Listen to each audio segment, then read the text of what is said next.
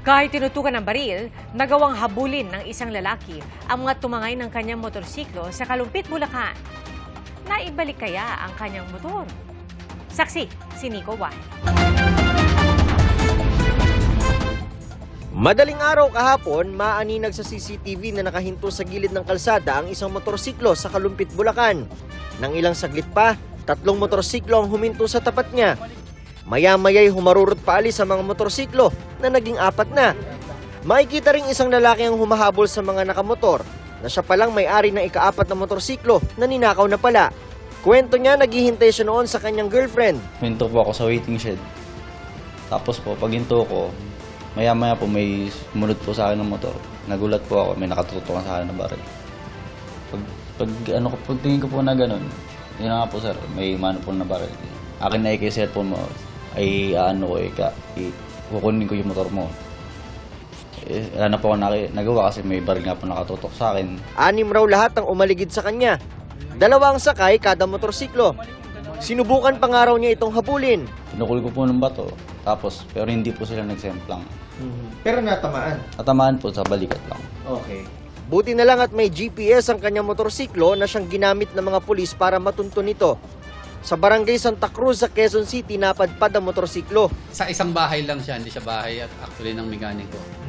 Isang bahay, tapos doon din yung mekaniko na para magkalas ng motor.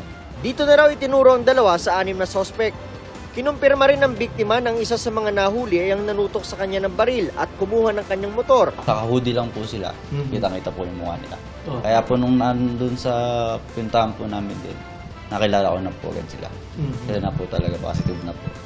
Ito yung mismong motor na ninakaw doon sa biktima at natagpuan ito sa Quezon City pa mula sa pinagnakawan dito sa Kalumpit, Bulacan. At ayon sa mga otoridad, pagkakita nila ng motor ay nabago na agad yung ilang parte nito gaya ng brake lever at yung kanyang upuan. Pero nang tignan ng may-ari, ang chassis number ay parehong-pareho ito dun sa chassis number na nasa kanyang ORCR. At yung kanyang dating upuan ay nalipat na sa ibang motor. Dito sa motor na to nilagay yung kanyang upuan. At ayon sa mga otoridad, iyan ang modus ng mga suspect. Pagpapalit-palitin yung mga parte ng mga motor para maibenta nila at hindi makilala ng mga mismong may-ari. Yung per unit, binibenta po nila ng mga 40,000. Pagpapalit-palitin lang para hindi makilala ng mga owner. Yung mga pagkakilanlan, plaka, tsaka yung mga sidings. Pero halos buo yung motor na binibenta nila. Karaniwan online nila dinidil. Todo tanggi naman ang 2 naarestong suspect na 18 anyos at 23 anyos. Wala pong katotohanan, lahat na pong pagbintangan lang din po kami.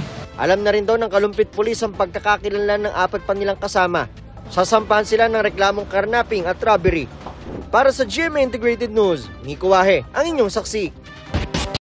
Mga kapuso, maging una sa saksi. Mag-subscribe sa GMA Integrated News sa YouTube para sa iba't ibang balita.